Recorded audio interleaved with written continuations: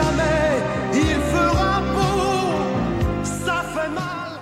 Il y a des silences qui hurlent plus fort que les applaudissements. Il y a des secrets que l'on garde toute une vie, enfouis sous les paillettes.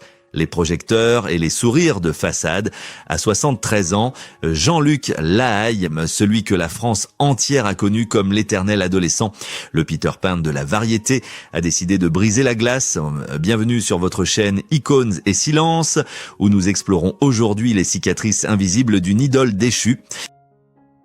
Pendant des décennies, il a couru après une jeunesse éternelle, défiant le temps et la morale, comme pour fuir une ombre qui le poursuivait depuis toujours. Mais aujourd'hui, alors que les lumières de la scène se sont tamisées et que la foule s'est dispersée, Jean-Luc se retrouve face à lui-même. Ce n'est plus l'heure de chanter « Femme que j'aime », c'est l'heure de la vérité.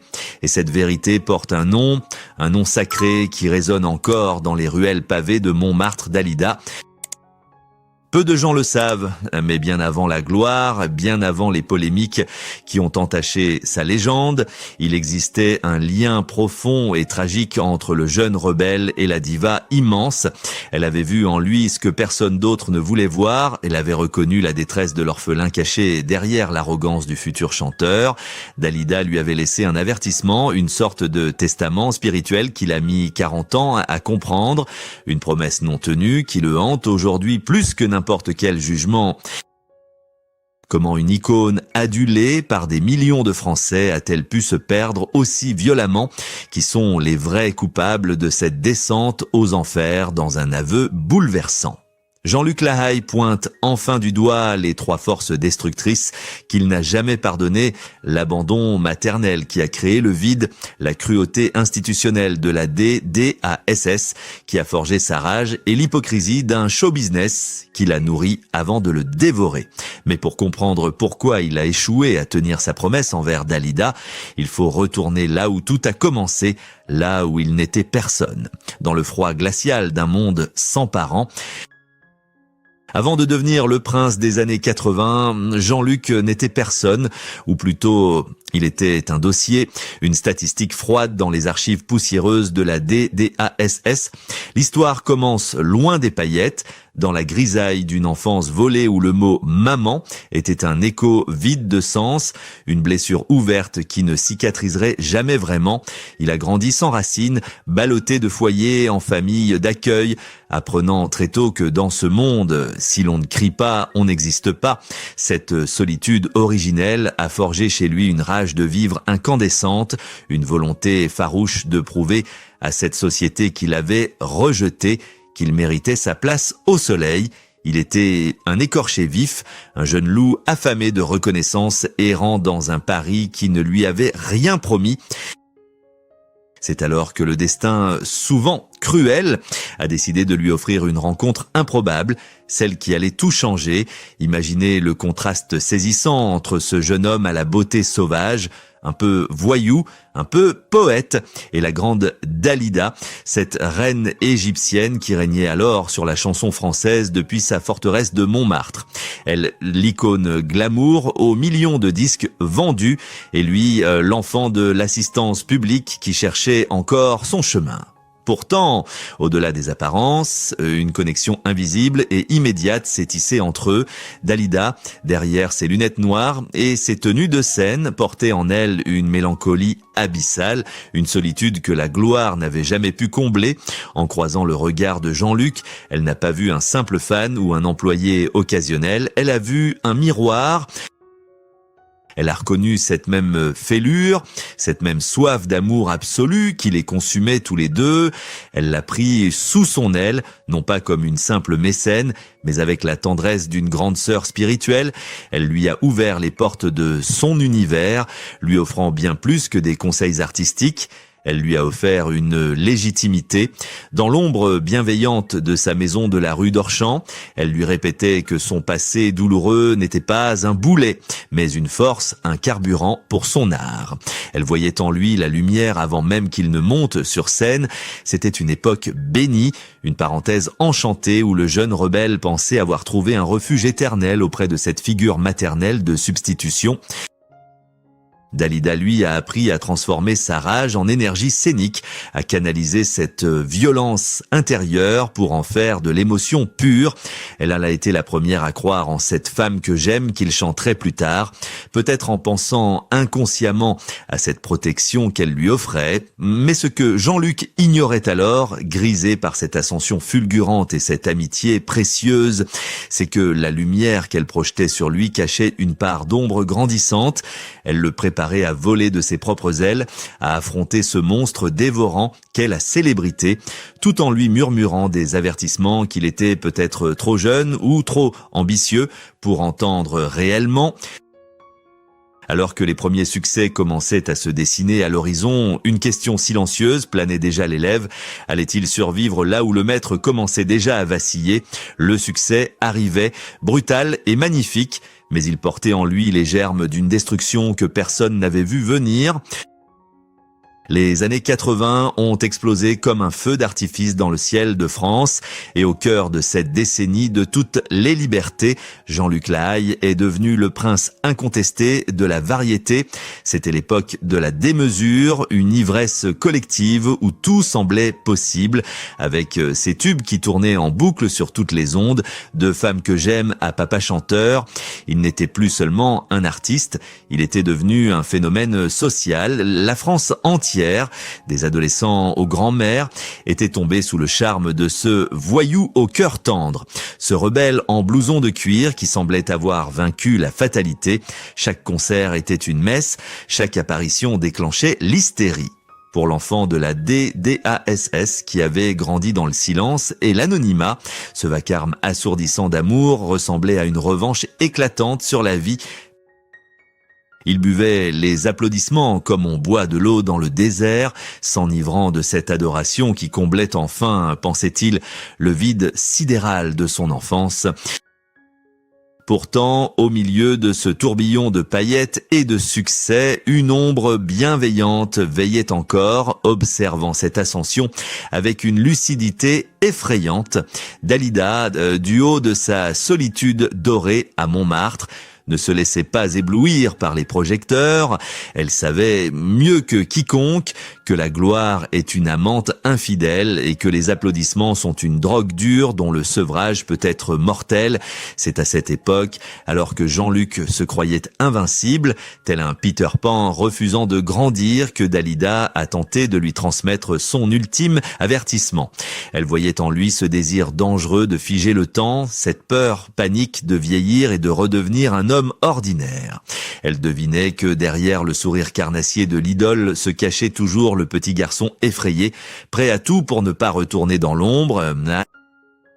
Dans l'intimité de leurs échanges, loin des caméras, elle lui aurait glissé cette phrase qui résonne aujourd'hui comme une prophétie cruelle. « Méfie-toi de la lumière, Jean-Luc », car elle ne réchauffe pas la nuit. C'était là le cœur de la promesse qu'elle lui demandait tacitement de faire, ne jamais laisser le personnage dévorer l'homme, ne jamais croire que l'amour du public peut remplacer l'amour des siens. Elle essayait de lui apprendre à dissocier l'icône de l'être humain, une leçon qu'elle-même peinait à appliquer. Mais comment écouter la sagesse quand on est porté par les cris de milliers de fans? Comment entendre le murmure d'une âme en peine quand le monde entier scande votre nom? Jean-Luc, grisé par sa propre légende, a couru toujours plus vite, sautant en parachute, multipliant les exploits et les conquêtes, persuadé qu'il pouvait échapper aux lois de la gravité et du temps. Il n'a pas vu que le regard de sa protectrice s'assombrissait jour après jour. Il n'a pas compris que cet avertissement était en réalité un appel à l'aide ou peut-être un adieu anticipé. Alors que les années 80 touchaient à leur fin, le destin s'apprêtait à basculer brutalement. L'élève, trop occupé à briller, ne voyait pas que le maître s'apprêtait à quitter la scène pour toujours, le laissant seul, terriblement seul, face à un miroir qui ne tarderait pas à se briser en 1000 morceaux. Le 3 mai 1987, le temps s'est figé brutalement. La nouvelle est tombée comme un couperet sur la France, glaçant le sang de millions de cœurs. Dalida, l'immortelle, avait décidé de partir. Pour le public, c'était la perte d'une idole. Pour Jean-Luc Lahaye, c'était l'effondrement de son monde intérieur. Ce jour-là, l'enfant de la DDASS est devenu orphelin pour la seconde fois. La seule personne qui comprenait réellement la langue de ses blessures, celle qui avait su voir l'âme tourmentée derrière le blouson de cuir, venait de le laisser seul face à cet abîme qu'elle-même n'avait pu franchir. Le silence qui a suivi son départ était assourdissant, un vide sidéral que ni les disques d'or ni les hurlements des fans ne pourraient jamais combler. La disparition de Dalida a marqué une rupture nette, une cicatrice invisible mais purulente dans la trajectoire de Jean-Luc. Sans sa boussole, sans ce regard protecteur qui le tempérait, il s'est retrouvé livré à lui-même dans une industrie vorace qui ne pardonne aucune faiblesse. Au lieu de faire face à ce deuil immense, il a choisi la fuite en avant, comme s'il voulait défier la mort qui avait emporté son ami. Il s'est lancé dans une course effrénée contre le temps, refusant de vieillir, refusant de voir le monde changer. C'est à cet instant précis que la promesse tacite faite à Dalida a commencé à se fissurer. Il n'a pas écouté son avertissement sur les dangers de la lumière artificielle. Au contraire, il s'y est brûlé les ailes, cherchant dans l'adrénaline et les excès un remède à cette solitude qui le rongeait de nouveau. L'absence de Dalida a laissé le champ libre à ses vieux démons. L'insouciance des années 80 laissait place à une réalité plus sombre, plus complexe. Les médias, autrefois si bienveillants, commençaient à changer de ton, flairant les failles de l'homme derrière la star. On ne voyait plus seulement le chanteur à succès, on commençait à scruter l'homme qui refusait obstinément de grandir, comme s'il était resté bloqué à l'époque où Dalida le protégeait encore. La protection s'était envolée et avec elle, une certaine forme d'innocence. Le papa chanteur continuait de sourire sur les plateaux télé, mais le regard était devenu fuyant. Il savait, au fond de lui, qu'il naviguait désormais à vue, sans phare pour le guider dans la tempête médiatique qui se préparait lentement à l'horizon. La chute n'était pas encore visible, mais le sol se dérobait déjà sous ses pieds. Aujourd'hui, à 73 ans, dans la pénombre de son appartement parisien rempli de souvenirs, Jean-Luc Lahaye ne cherche plus la lumière des projecteurs pour briller, mais pour éclairer les zones d'ombre de sa propre histoire. Le temps a passé, les tempêtes médiatiques ont ravagé son image, mais l'homme, lui, est toujours là, debout au milieu des ruines. C'est le moment de vérité, l'instant où le masque de l'éternel adolescent tombe enfin pour révéler le visage marqué d'un survivant. Dans un élan de lucidité bouleversant, il brise le silence qu'il a gardé si longtemps, non pas pour se justifier, mais pour nommer les fantômes qui l'ont hanté toute sa vie. Il désigne 3 forces destructrices, 3 coupables invisibles qu'il n'a jamais pu pardonner. La première accusation, sourde et douloureuse, est portée contre l'absence maternelle. C'est la racine du mal, ce vide originel qui a creusé en lui un puits sans fond qu'aucun amour, aucune fan, aucune conquête n'a jamais pu combler. Il confesse que toute sa vie d'adulte, tous ses excès n'ont été qu'une tentative désespérée et maladroite de réparer cet abandon initial. Ensuite, il pointe du doigt la froideur institutionnelle de la DDASS, ce système qui, en voulant le protéger, l'a déshumanisé, lui apprenant très tôt que pour survivre, il fallait être un loup, qu'il fallait prendre avant qu'on ne vous prenne, aimer mal plutôt que de ne pas être aimé du tout. C'est cette école de la dureté qui a faussé son rapport aux autres et aux limites. Enfin, la troisième force qu'il ne pardonne pas est l'hypocrisie du show business, ce même milieu qu'il a porté au nu dans les années 80, qui a capitalisé sur son image de rebelle et de séducteur tant que cela rapportait de l'argent, pour mieux se détourner avec dégoût lorsque le vent a tourné. Il dénonce ce silence complice d'une industrie qui savait d'où il venait, qui connaissait ses failles, mais qui a préféré les exploiter plutôt que de le protéger. C'est ici que le souvenir de Dalida refait surface avec une violence inouïe. Il réalise aujourd'hui qu'il a trahi la promesse muette qu'il lui avait faite, celle de ne pas laisser l'enfant blessé en lui prendre les commandes de sa vie d'homme, en refusant de grandir, en s'accrochant à une jeunesse illusoire. Il n'a pas honoré la mémoire de celle qui voulait le voir devenir un homme apaisé. Cet aveu tardif résonne comme un mea culpa déchirant. Ce n'est pas un plaidoyer d'innocence juridique, c'est le cri d'un homme qui comprend enfin, au crépuscule de sa vie, que sa plus grande bataille n'était pas contre le monde, mais contre lui-même. Il a passé sa vie à fuir la solitude de l'orphelinat pour finir par s'y enfermer de nouveau, seul face à ses choix et à ses regrets. Mais cet aveu tardif peut-il encore le sauver ou est-il déjà trop tard pour l'homme qui voulait rester un enfant ? L'histoire de Jean-Luc Lahaye ne se résume pas à une succession de tubes ou de scandales. Elle est le miroir grossissant d'une tragédie bien plus universelle.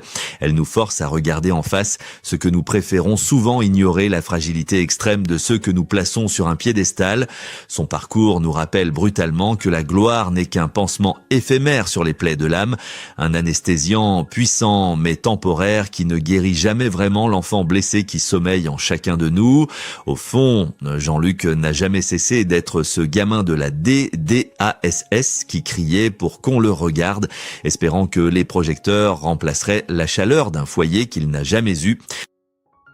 Aujourd'hui, alors que le tumulte s'apaise, une question lancinante demeure pour nous, d'un spectateur et juge de sa vie. Sommes-nous capables d'entendre la détresse derrière les paillettes ? Avons-nous, en tant que société, une part de responsabilité lorsque nous exigeons de nos idoles qu'elles restent éternellement jeunes, éternellement parfaite.